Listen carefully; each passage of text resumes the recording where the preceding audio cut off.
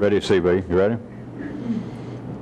Out in the ordinary world back in the city, as I one time pointed out, that is looking at, for the opening second, a revolution as being something that does and can occur out there, and I can make reference there too. In revolutions, in governments, in the horizontal world, this: he who defines controls. Now this is true out in the ordinary world, and must I remind all you people who are just seeing this for the first time, I am not interested in politics, and I'm just using this as a springboard, so don't stop and choke on this. But that is, without them being able to enunciate it perhaps, that is known in that part of life's body that is dominant over a large segment in some area, such as a government. And withal, if a revolution does take place, an attempted coup, what's the first thing they do? Not go to an Army and Navy store and buy cheap fatigues. They try and take over the means of broadcast, whether it be newspapers, nowadays radio and TV stations. That's the first thing they'll go for. The first thing, before the Treasury, before attacking the Armory, is they will go and try and take care of that, which turns out information. They then begin to define reality. They can get, let us say it's a little small country, and they have one radio station. The revolutionists get hold of the radio station, and they begin to define reality. They define what's happening. They say there can be one guy there, one little revolutionist, a shrimp. He can be there and get hold of a microphone.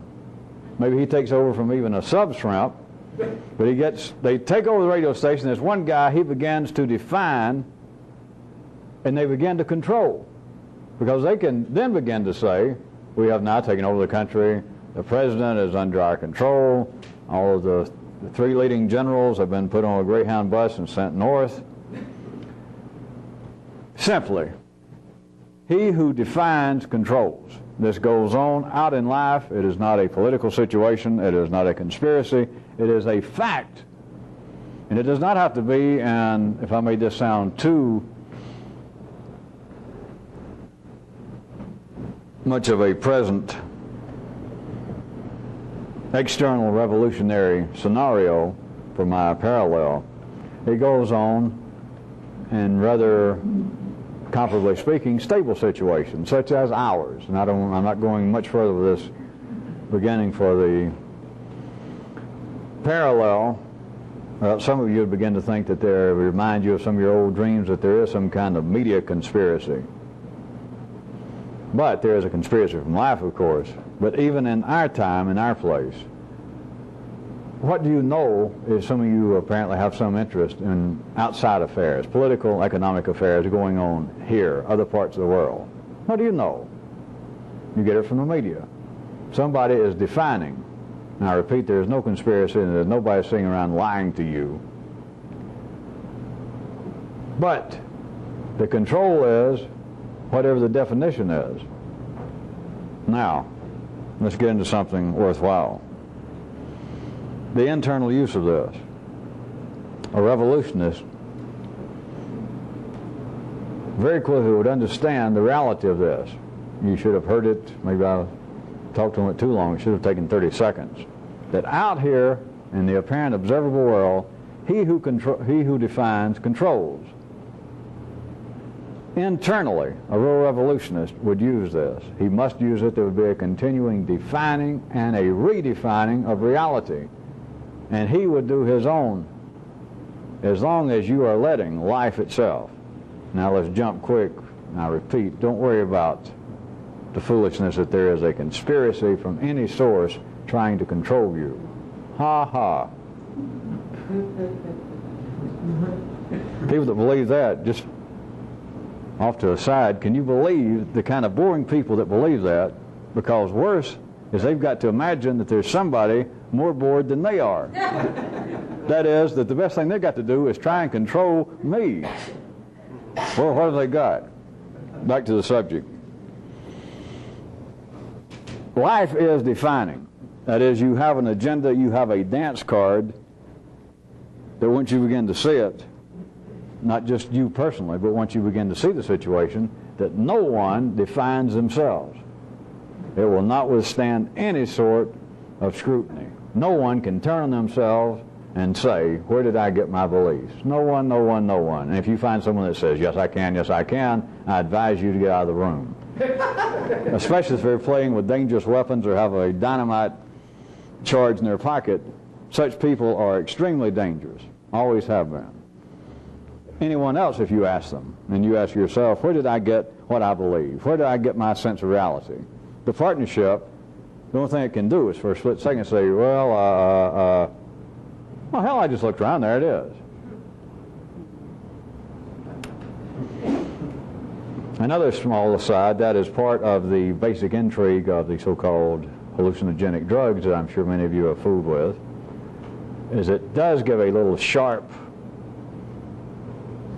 click to some people's consciousness under certain conditions, and they realize that, hey, what I think of as being reality could be described in ways that I never described it.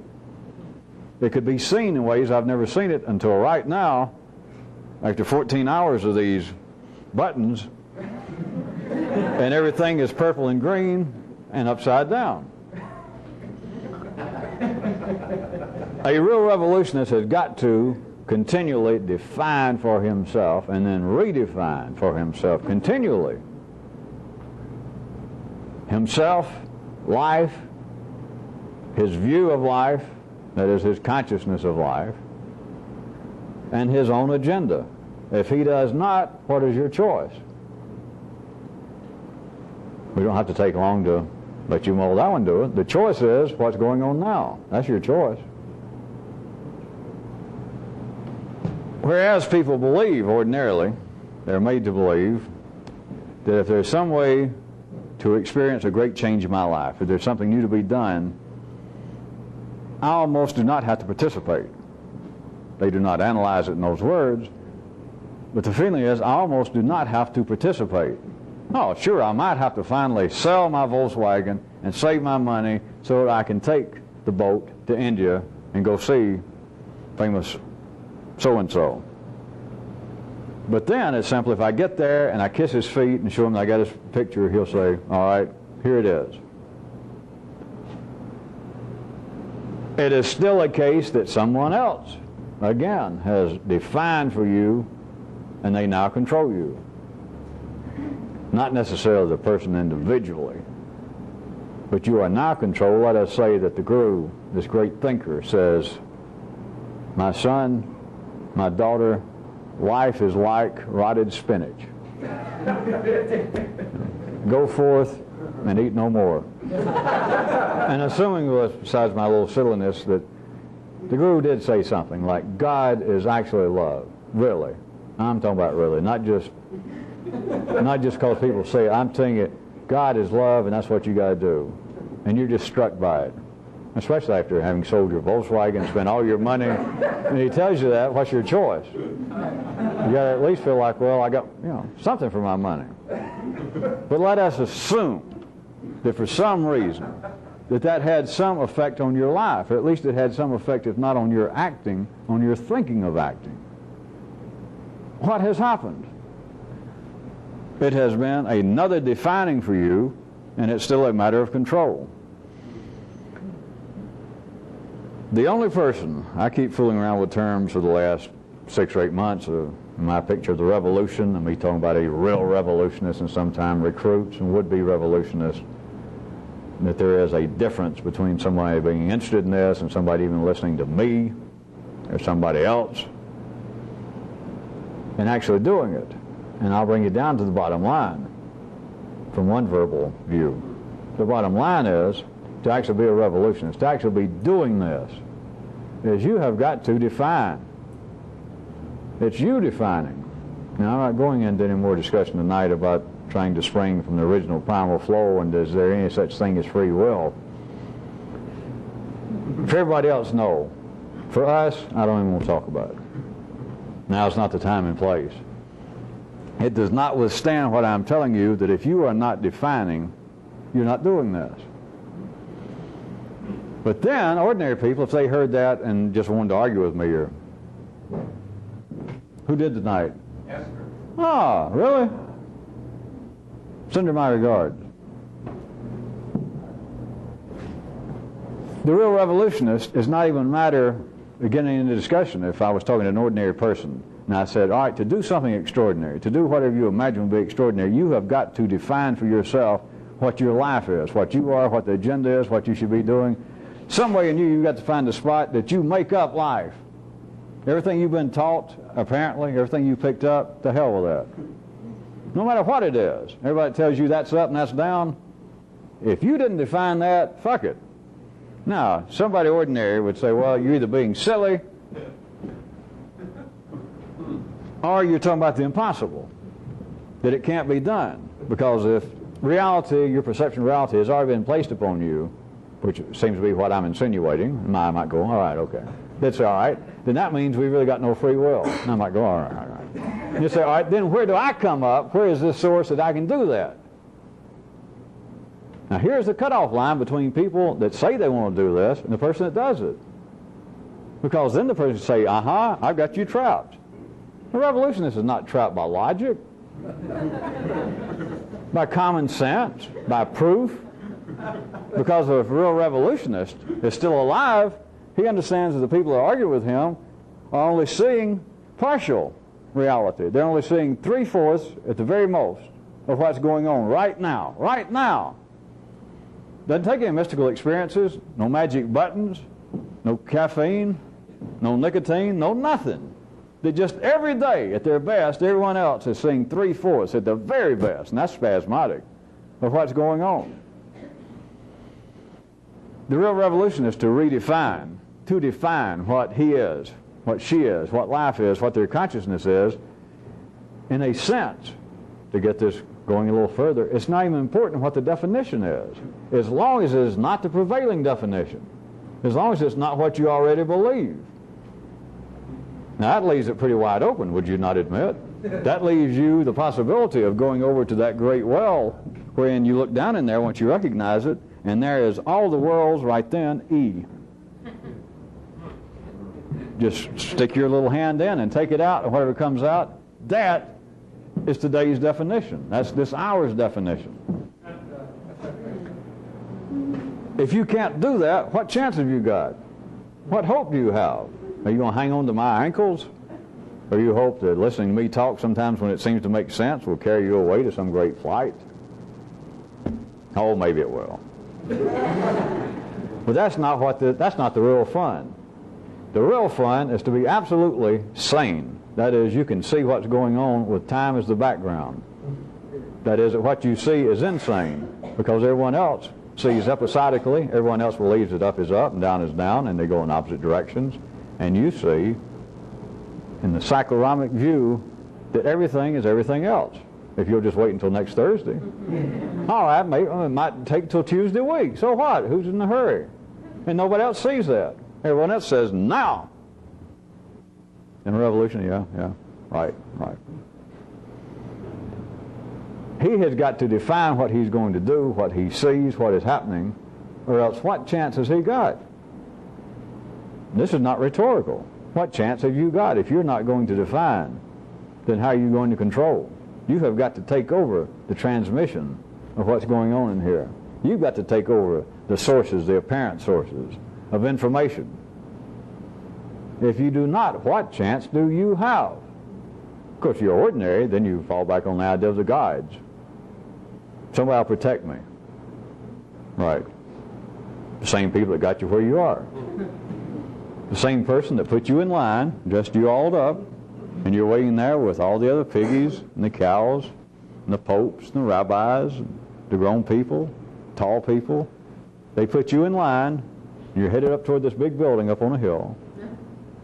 And that's the same one that'll come along and say, if you'll shift your weight over on your left foot and then back on your right foot, you won't get so tired. And you want to fall down and thank them and kiss their hand. Oh, we appreciate this. Or they might say, if you'll hold something over your head when the sun's real hot, you won't get so hot while you're waiting to be slaughtered. And you think, oh. If you're not defining, how are you going to control? How are you going to do anything? And the answer, absolutely, is you're not. You are not. You can think about changing. You can think about what you've heard me talk about.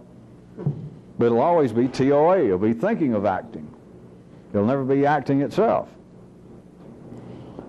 Because all you can think about is what has already been defined. And if any of you think this is getting too strange, let me refer you one more time back to what I could have stressed as being the premise of this, is if you've got the ability to be a friend, if you've got the ability to even approach using the yellow circuit as it should be used, then look in yourself. You don't have to go anywhere. You don't have to go seek somebody's advice. You don't have to go talk to anybody. Just look at yourself, or walk out in the backyard when you get home tonight. Look at the sky, look at the ground, look at your dog, look at your wife, your husband, look at your hand.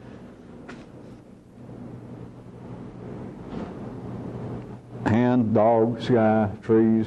Where did I get this? And it's my backyard, my house, North America. It's nighttime, it's midnight. Where did I get this? And a part of the partnership is going to, if it wants to discuss it at all, if it'll go along with this, is like, well, you're being silly. That's what reality is. That is the agreed upon reality. It's not 12 o'clock midnight everywhere in the world. I know that, says the partner. But that, by common consensus, that is the greater reality under which we must all operate. And you would be an idiot to say otherwise. Something along those lines, assuming you're that even passively intelligent. That will not do. Because that apparently makes enough sense right there. And say, well, you've got to go along with a greater reality that people share, or else you'll be put away, which of course is true. Now, I've never said that you let all this hang out. You're not a revolutionist until you can go back in the city and nobody really pays any attention. That you can fall right in and appear to be a walking poster child for the bourgeoisie. There is absolutely, if I have to say this to any of you would-be artists and holdover hippies and bohemians, if anybody's old enough to remember those, and beatniks, there is nothing at all to be gained, nay, nay, nay, don't do it, to be weird. Nobody should see you as weird. Ordinary people should not see you as weird. It is a waste of time. It steals energy. It devaluates the currency that you have, and it will keep you from defining yourself anew. No, you got to be able to walk right amongst the stockyards, and you smell and look, and your gait is just like the rest of them. But inside, you have got to define for yourself. You have got to be making your own agenda, or you're done for.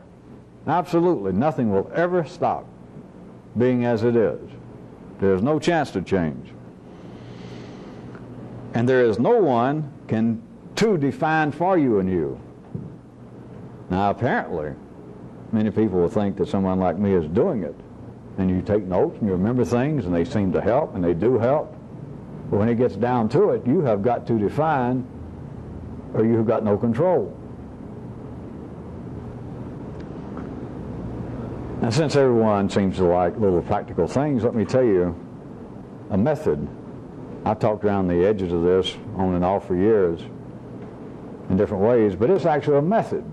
At least it's about to be, because I'm about to turn it into one, aren't I? Yes, you are. Oh, great one. Here it is.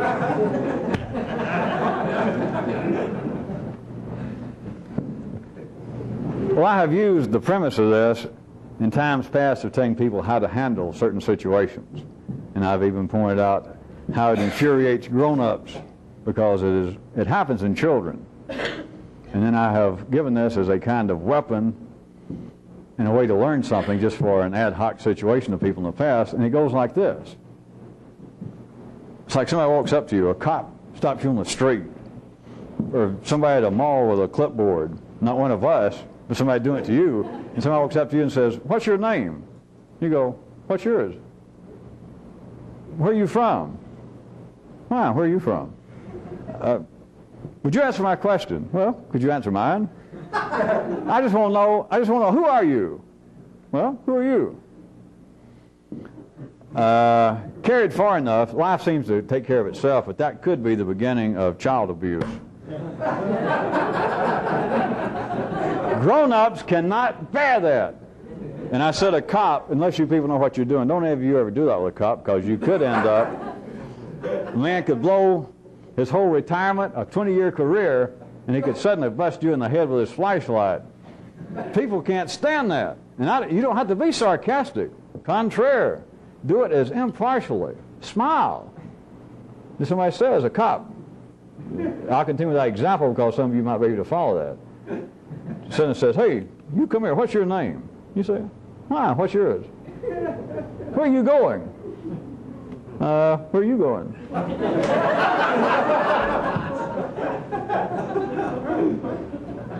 Life is not wired up for people to do that. So I was going to turn this and show you how this could be a method. I guess I could call it the what's yours method. Like, what's your name? It's a kind of self-questioning. It is, in fact, I could give it an alternative name. It would be like the dancing with a greased noodle act. But now away from other people, as always, now to you internally. There is the conversation of sorts going on continually. And part of the partnership, part of the yellow circuit, part of what is known as ordinary consciousness, is a continual redefining of what reality is, of what you are. And of course within that is all these things about how bad I feel, how disappointed I am today, how I have been kicked in the private parts again, how I have been mistreated. Here is how you can use that. Some of you, if you can do it right, these methods, sometimes all it takes is like 15 seconds. But here's the kind of method that the conversation internally is, God, I feel terrible. And there it is. I call it the partnership, of course. If you're there in the hands of it, you got to remember me pointing this out, or you are that feeling. There is nobody to start questioning the feeling. But let us say that it suddenly comes to you, or I jump out of the bushes and I say, I know what's going on. Stop that. And you go, you're right. I was thinking, I feel so bad this morning. All right. So if I jumped out from behind your closet door and I said, I told you, and you went, yep, then internally you should turn on this voice and begin to question it. And as much as possible, imitate. That is, what's your name? What's your name? God, how bad I feel.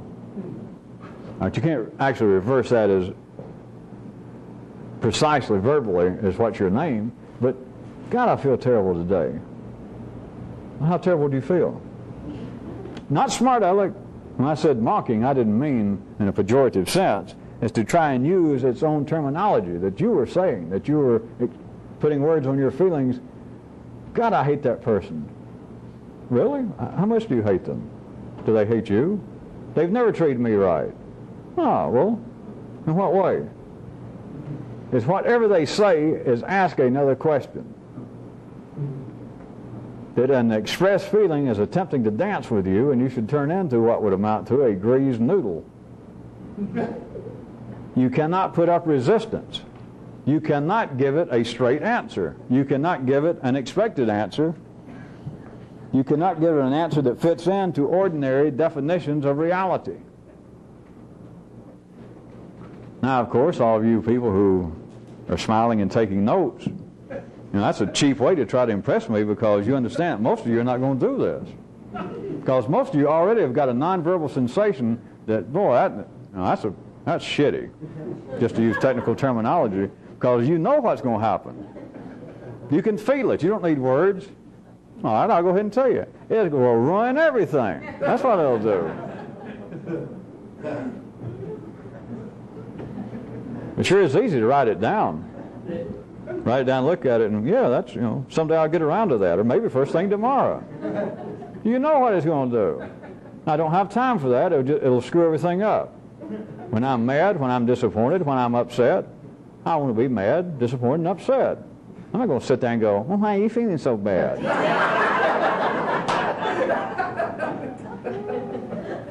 I'm not going to do that to myself. I know. That's the difference between a real revolutionist and people who just want to hang around the Army and Navy store.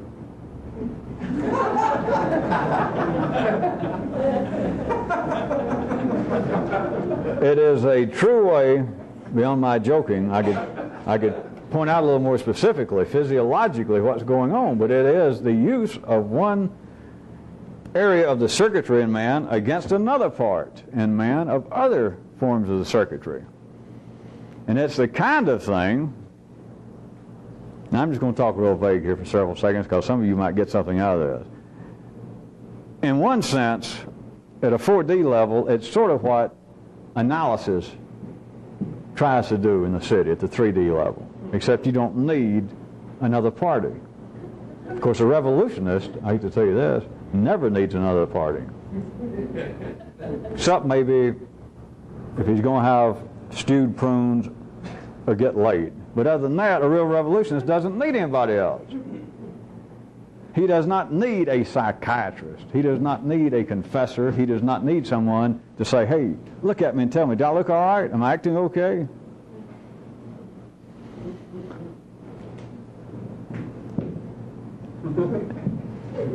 If I described it if I changed the description slightly, then I could point out to you that what I'm describing almost sounds like a psychosis. That if I took an ordinary city view, I could say, all right, if I described this to people, if I got up on a stump or at a lecture hall and described this, and they were fairly intelligent, sophisticated people, some people would be wired up. They would hear what I was describing as, hey, if you were attempting to do that willfully, purposefully, what you're saying, what you're asking for is to put yourself almost in a psychotic state. What does that tell you? Of course, any of you weak people, at some reason hearing this tape, you might say, well, what it tells me is they're right. Well, what I'm getting at is anything that has the potential to actually facilitate change in the city, it is condemned always, whether it be in religious guise, psychological guise, or any other guise. It's only that which is impotent, insouciant. It is only that has no validity is embraced by life. Did any of you follow that?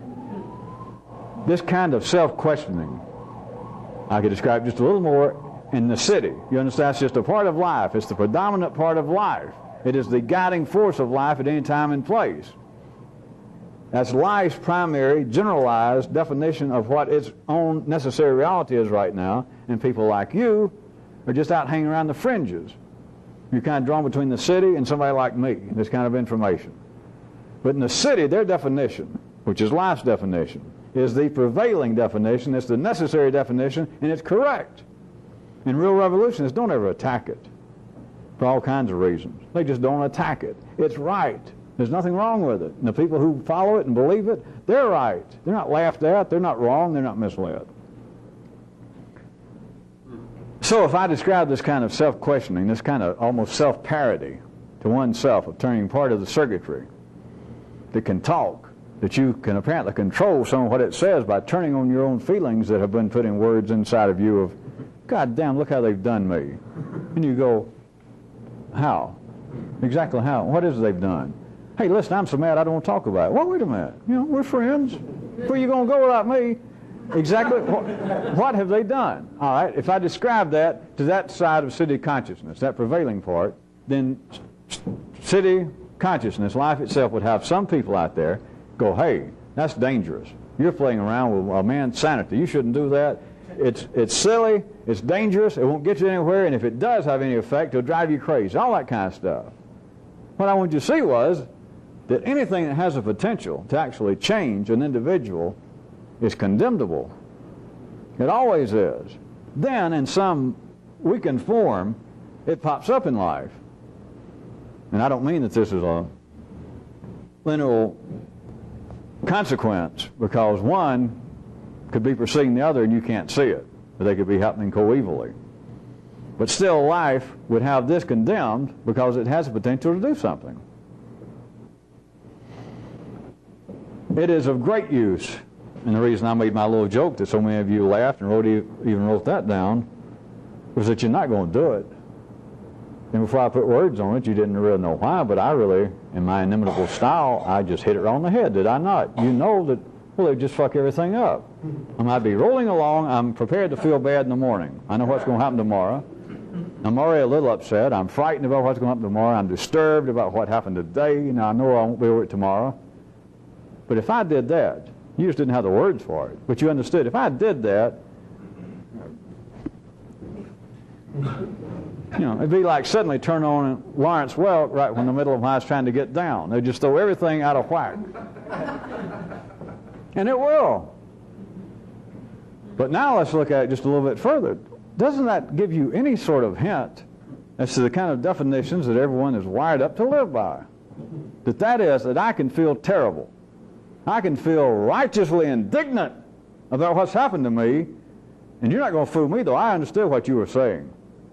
If I started questioning that, I don't know, something would happen.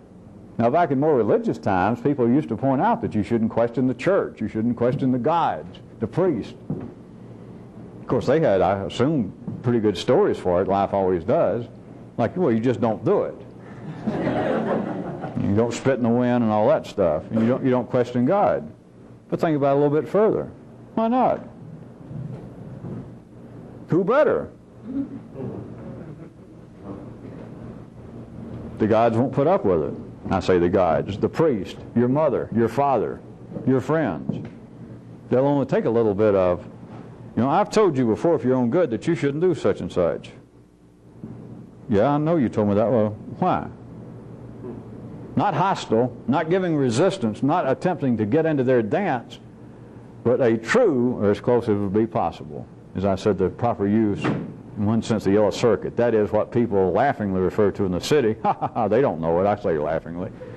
Is real objective questioning. That is objective in the sense it would be clinical. That is in the sense that the questioner has absolutely no preference for the answer. And so the church, your mother, some force from the city says, you should do this or you should not do that. You go, oh, always open to good advice. Why? Don't ask me why. Of course, your mother and the father, and I guess the Pope or a rabbi might go along with this once or twice. Well, because the good book says you shouldn't. But what do you think? Well, I live by the book. Why do you live by the book? Well, the gods wrote it. It's great information. How do you know? You're not going to get very far, and somebody's going to slap the piss out of you. At least life is going to do this, besides my crude joke. Life has got everyone wired up that suddenly you just can't go any further with it. In the same way that I said, none of you, or most of you, are not going to do this because there's no consciousness of it, no understanding, but it's just this has gone as far as it can go. And not in ordinary life, if you try to do this with people, as far as it will go, as I said, is generally under a minute, maybe 90 seconds. To do it with yourself requires an unholy effort, because you're right, it will just screw up everything. That is, it'll screw up your prevailing flow and definition of what life in reality is. You cannot suffer. Now, you can be ill. Remember, I give you that's not mystical. You have got to know the difference between now and what I mean. You can fall down and twist your ankle and let it swell up to the size of your thigh, and you are hurt. But you do not have to suffer over it. You can be in pain, but you do not have to suffer over it. All right, the kind of suffering I'm talking about, whatever it is, I have been hurt, I'm just disappointed with life, I am filled with disgust for myself, for everybody, whatever it is. You cannot turn the kinds of circuitry, the yellow circuits, as close as possible to a clinical investigation, an impartial, having no preference to what the response is going to be. That's not even the point. It's the act itself of questioning. It impedes, then it will turn, in a radical manner, the flow of what was going on.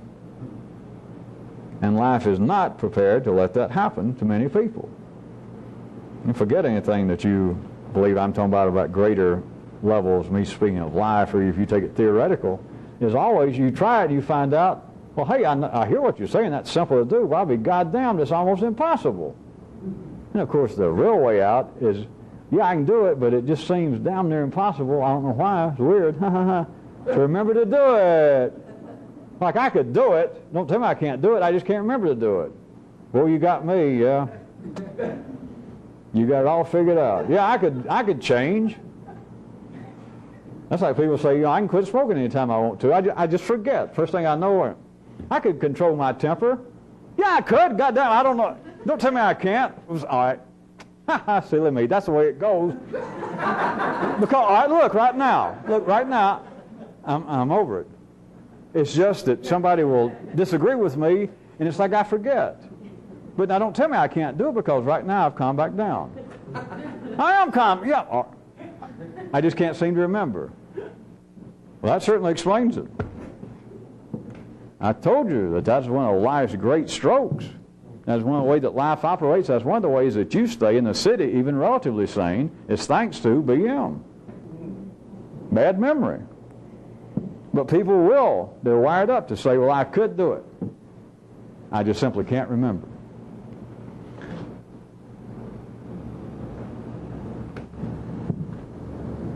Let me ask you this, rhetorically, times 4. This sounds simple. Let me say, question yourself. With no purpose in mind, you're not trying to prove anything. Now, it sounds simple, other than the fact that it's as busy as your life is, and it's how hard these little things are to remember. I understand that. But still, give me this, grant me this, that it sounds pretty simple. Anybody can do it. You can hear me describe it. So let me ask you this about simple jobs. Are you ready? Those of you who like the suspected reality of a 4D topology.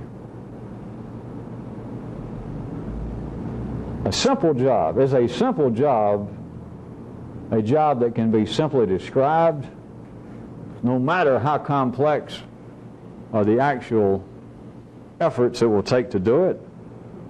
Or is a simple job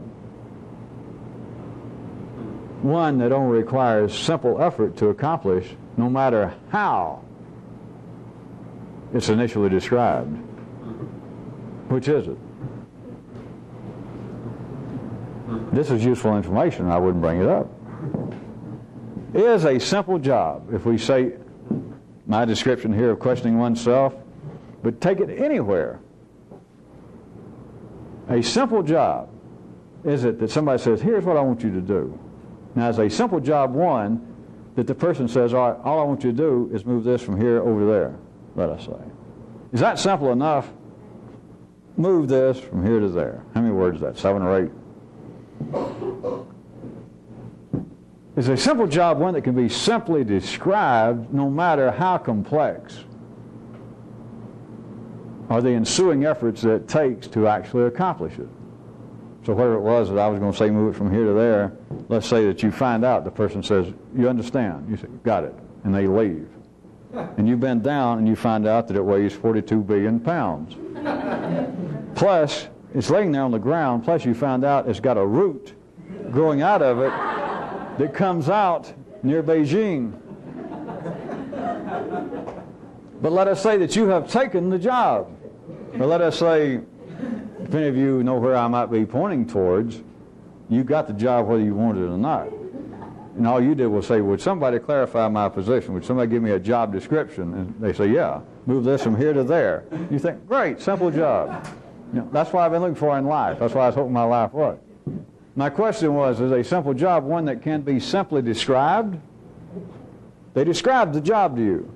All we want you to do in life is move this from here over to there, from right here to there, that spot right there. You see it, yeah. And they leave. Is that a simple job or what? But what I'm asking you is a simple job one that can be simply described, no matter how complex are the actual efforts it's going to take to accomplish it. Is that the simple job? Or could the true simple job be one that you ask what my job is, or life tells you, and the description makes you want to take a vacation. But the description goes on, and it's very complex. I'm talking about very complex. Don't even make it up. Just very complex. Very complex. Takes hours, if not days, to describe the job. And you finally say, well, maybe you have to write it down. You get it all, and they finally say, you got it? And they say, yeah. And then the actual actions it takes to do it turns out to be no more, let us say, than to pick up something and go over there and set it down. Now listen, we're getting close to the reality behind my terms of, you remember, TOA and A, of acting and thinking of acting. Which one of those is the true simple job? What is it that life seems to ask of people? What is it that life seemed to have asked of you up until now? Why'd you end up here in my clutches? How'd you end up wandering on the streets to ever pick up a handbill from anything named Paradigm? What is it that you feel like life has thrust upon you, or that life has been hinting at, or what seems to be that ants got into your ear and under your scalp, and all these years you keep, everybody else talks about things being simple and this is the truth, and you keep going, yeah, but, yeah. What is it life was doing? What kind of job is life do you feel has been describing to you? Was it a simple job? It always seems to be. It may have taken 20 years that the instructions, the description seems to be more and more complex. But which is the true simple job?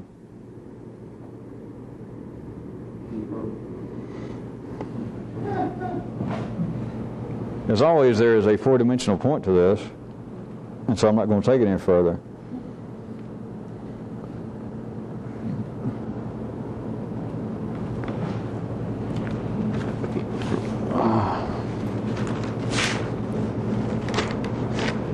Well,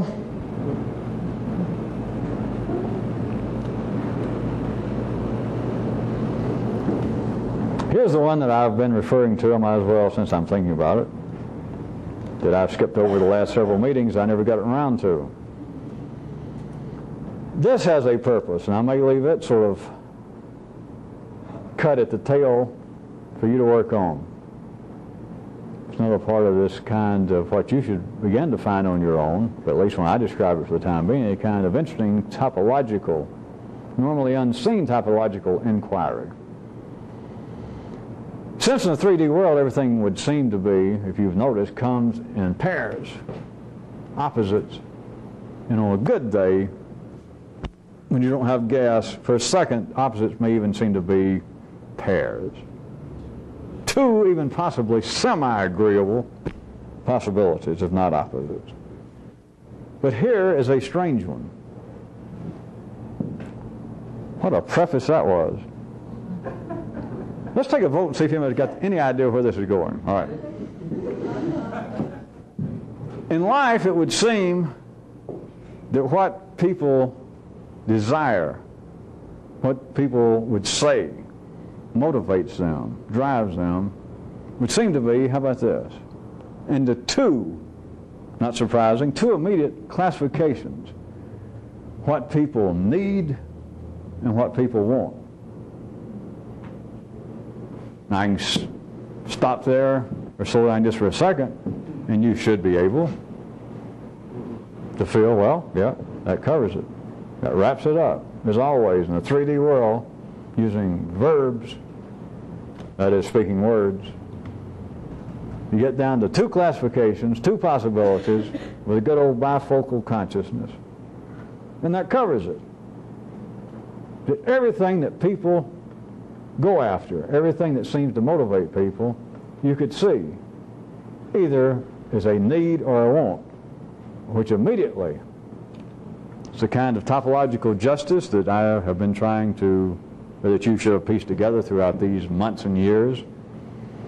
That here in the apparent 3D world on this planet, man being the observable supreme creature, he's always got one foot up on who?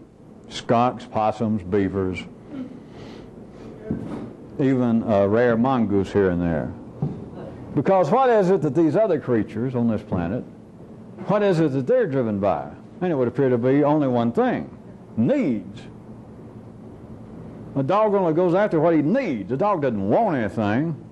You can't keep showing a dog pictures of plastic fire hydrants you can put in your house and say, boy, and just finally win him over to where he wants something. Every other creature here operates only on the basis. They get up and move. They act only on the basis of need. And so us being, obviously, we've got to be, even in the city sense, somehow superior to wombats, that man has always got one additional aspect in whatever we're talking about. Always, right? Right. So man can operate on the basis of what he needs, but then what he wants. Obviously. Think about it. Just you know that people go to great effort, spend great parts of their lives to obtain things, to get services and goods that they don't actually need. You don't need it to live, but you want it. Okay. I would seem to cover it. But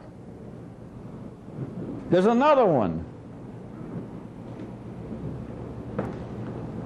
And its genesis would seem to be not from those involved, but always from a third party, somewhere along the line. There had to be not only Adam and Eve, there had to be Horatio or Fred or somebody out in the bushes or behind a tree, finally. Because with humans there seems to be one more. And individually, you would have never come up with it for yourself. When I say you, I'm talking about anybody. Somebody, though, first, or Fred, or Brunhilde, somebody had to hang around the Garden of Eden, the original spot, somewhere long enough to go, hey, and they came up with this. Not for themselves, but somebody else.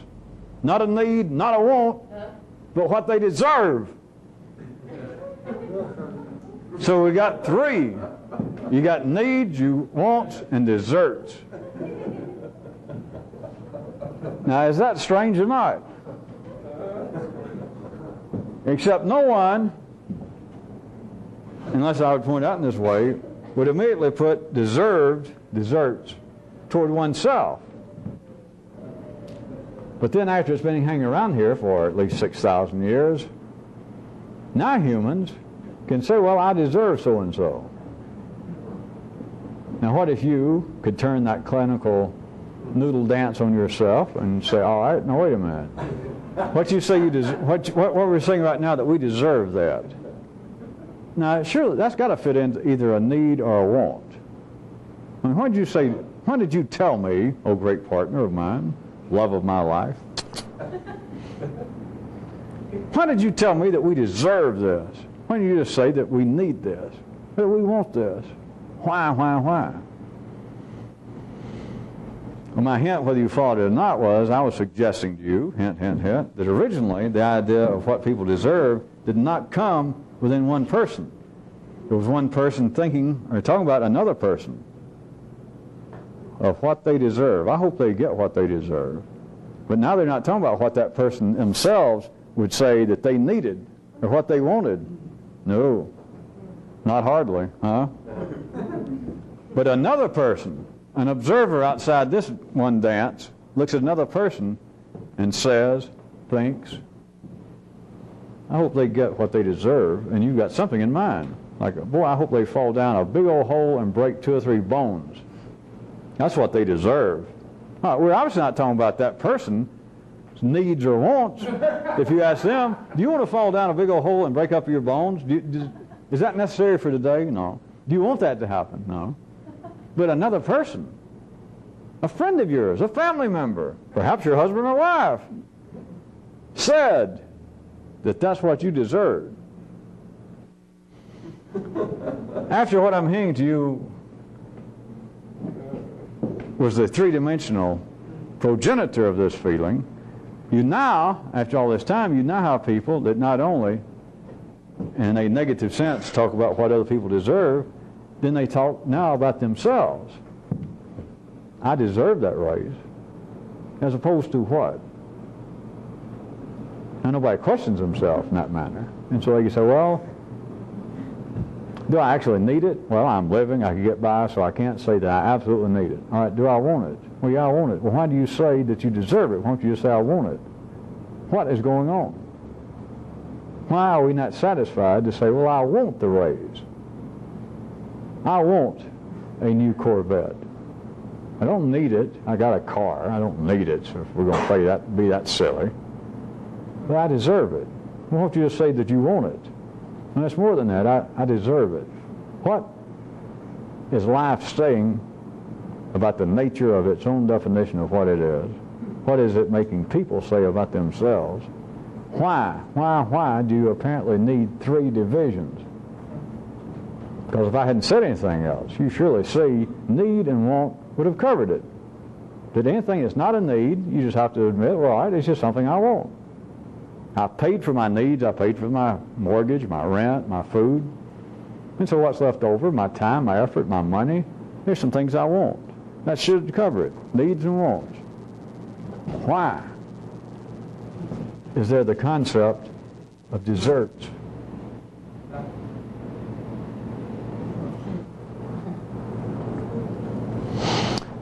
I said I was going to cut it off short. I'll tell you this. There is a kind of revolutionary mathematics involved that might give some of you a hint. Desserts can be seen as one side of an equation if you knew what to do with wants and needs on the other side of the equation.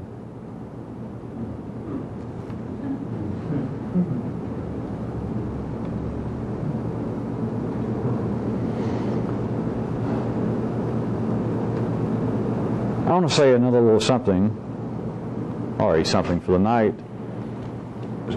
I continue to realize that we have people attracted to this, here where I am and in other cities, not surprising, of people who, in a number of cases, are involved or want to be involved with the arts, music, writing, literature, dance, which is all as it should be. I'm all in favor of all of it, in case anybody cares. And many of you have hobbies that I strongly encourage, if not insist, for you to pursue along such lines. Anything that appears to be, I hate to say creative because you damn humans have had 6,000 years to kick that around, but I don't feel like making up another word tonight. But just something apparently that you did, and for the time being, perhaps, at that moment, there was no immediate audience for it. There was no, perhaps, immediate compensation for it. It may not sell. Maybe you've never sold anything of what you do. But back to that. Those that are wired up to have, apparently, talent, whether you ever get recognized or sell or not, as long as you do it and enjoy it. I wanted to say a little something, and trust me, it has more to do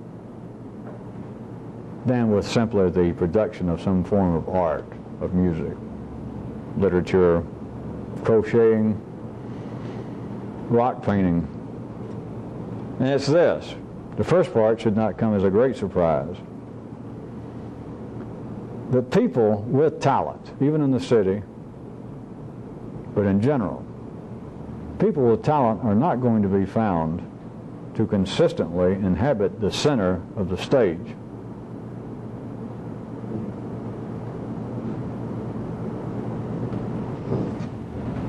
It is an extreme difficulty to be talented and to be middle class.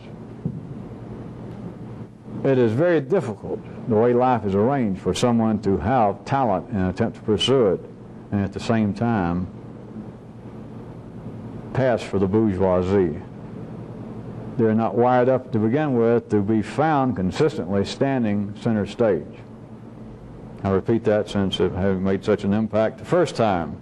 That was sort of a little play on words for you folks, that they will not be consistently found to be at center stage.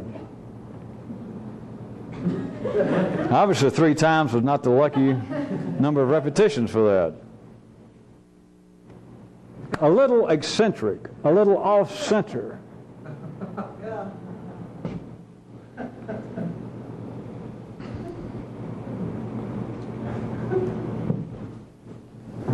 If you've got some interest, if you've got some talent,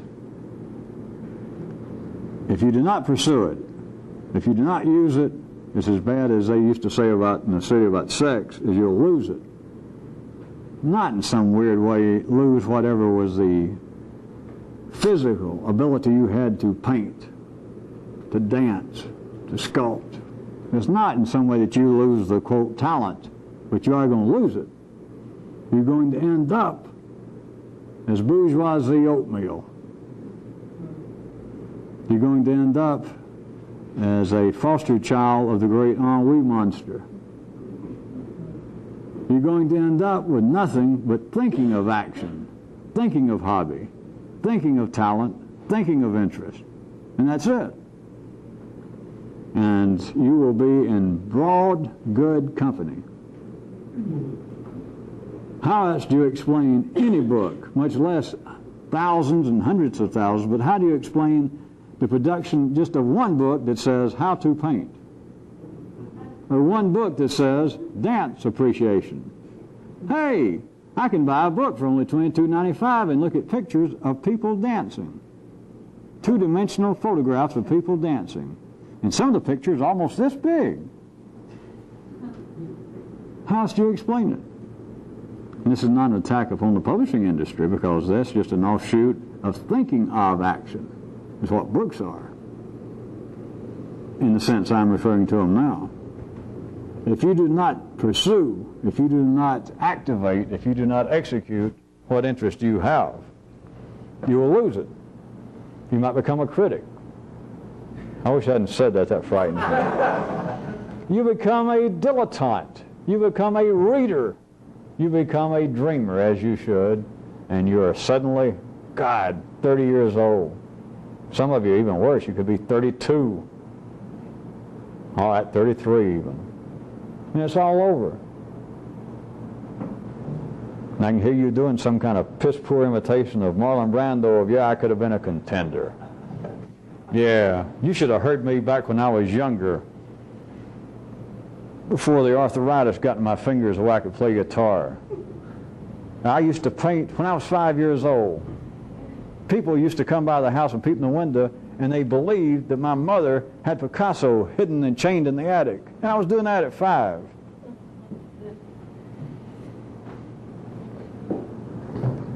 The definitions of life take completely over. Whatever talent you had, whatever interest you had in life, you will end up standing there in line. If I must, I haven't done it tonight, me using terms for you people new to the tapes of bourgeoisie and middle class and all that. Paradigmatic. We're not talking about ordinary life out there in the city. That's of no interest. It is in here. You end up standing in line with everyone else waiting. You end up serving out life as you should, but you end up absolutely living and dying by somebody else's definition. Not a group of conspirators, not communists, not Republicans, life's. The prevailing definition, the flawed definition, that is the incomplete definition of what's going on. But if you do that with your own interest, you will end up like everybody else. Nothing weird. I won't be there to say, I told you so, because I don't have to be. Life's arranged that, because you got yourself. But there you will be, and all you've got is dreams of what you should have done. You're mad. You're bored. You might, if you're lucky, live just about long enough to pay off the last payment of the mortgage and then go. But boy, won't life be proud of you. The neighbors and everybody say, what a good man he was. He finally paid off the mortgage 2 days ago before he died. Sent all of his kids through college. He had to work to the age of 70. Sent them all through college. I'm sure if they hadn't been so busy with the finals, they'd have probably showed up for the funeral, too. It is living by the definition. It is living by the definition that is not yours. We got to turn the tape over. Other times, other places, I guess consider this an epilogue. Not for the public people, but as soon as I get through here in 2 or 3 minutes, the tape will start back with some of the Atlanta group doing their own presentations here to the new people. So consider this the epilogue, and run all the strangers, the ordinary people, the bourgeoisie and the middle class, the bankers, get them out of the room, all right? Are you ready?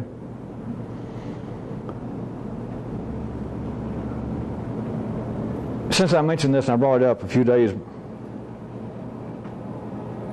back, I've had a lot of you respond to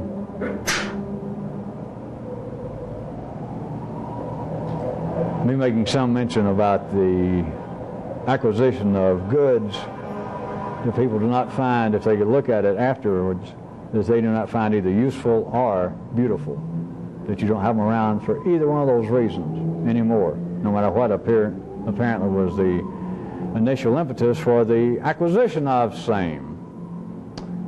And I also mentioned, if you recall, to bring us up to date, to refresh our memories, that I didn't really like to lay on this a lot because it's one of these things that is so much a part of the genetic consciousness of humanity that the currency has been debased, and there's not an easy way to talk about it directly, because people believe that they've already heard this, or you believed on your own that, boy, goods are an impediment to my spiritual development, which is bullshit. You're just an idiot to believe that.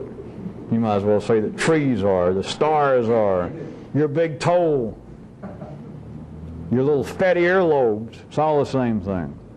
But there is a validity, or else humanity would not have had that kind of continuing low-level suspicion and attempt for people to go off and join communes and to go to monasteries and to give everything away except one little begging bowl and a pair of sandals.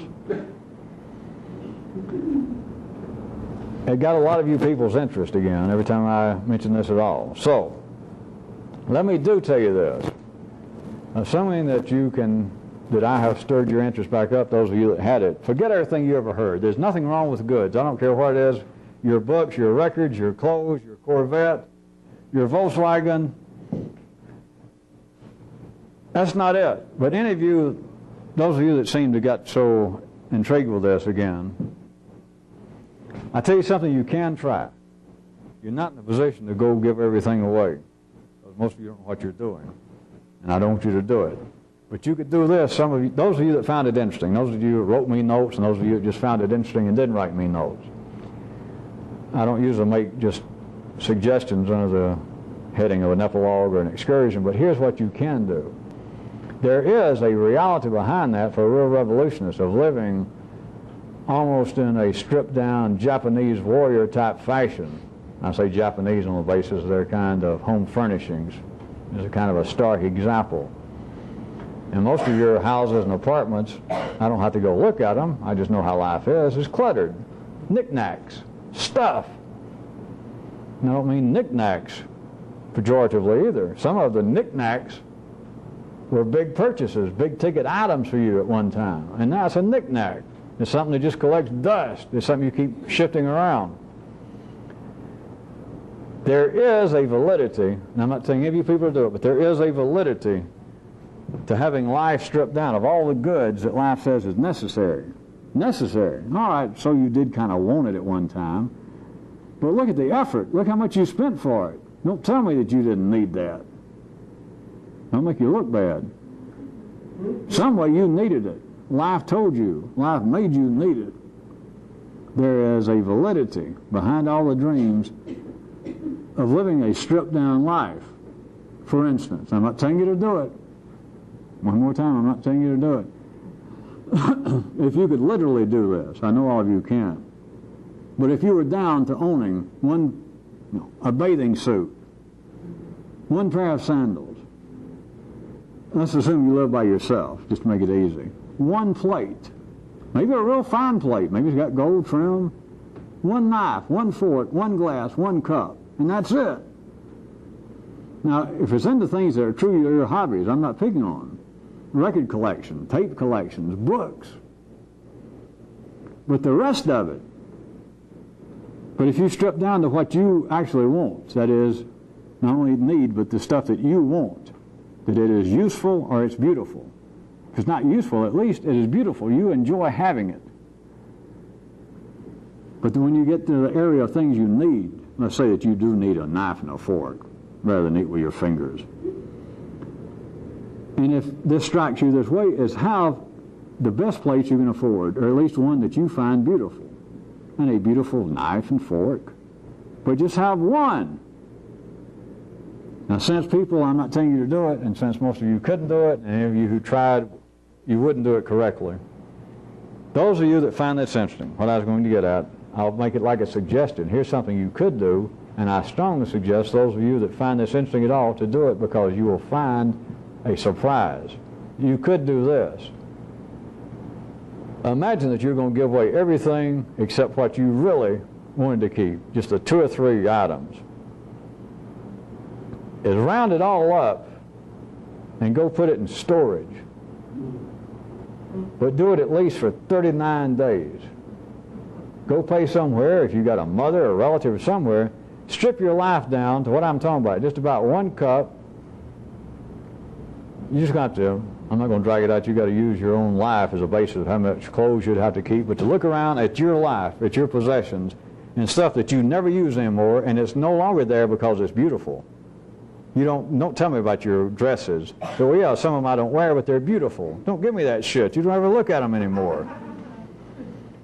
Now, if you do, that's something else. If you actually go in there and you can look at your dress collection, as some people would an art collection, then that's fine. But you know that's not true. It's just stuff. But any of you that find this interesting, I'm telling you, if you find it interesting, then you are a prime suspect for this, is don't try to give it away. You're not ready. You don't know how to do it. But you could go clean out your house and turn it into a Japanese-type house. Get it down to almost nothing. And you go put all that stuff in storage, you go take it over to your mother's or your Uncle Charlie's and ask them for some reason, tell them any stories. You got to fumigate the house. You got to do something. But it's to move all that stuff out and carry it down to just almost a bare, pristine warrior level of what it would take to live. And those of you that find this interesting, do that, and you're going to find it real interesting. Really, that's what intrigues you. I'm not telling you to do it. I'm not telling you there's anything wrong with your possessions. If you find, like books, if you've been collecting books, if you've got a big book collection, and it is still something you like, I'm not telling you to go store them. But I'm telling you to look around at life in your 2-room apartment or your 20-room or 120-room mansion of what you got that you no longer ever see. Oh, I bought that and it was beautiful.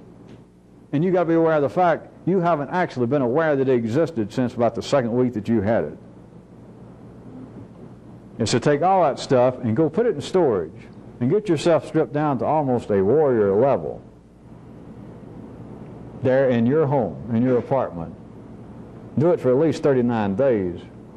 But those of you that find this interesting, you would find it real interesting. The only danger is this, it can be habit forming.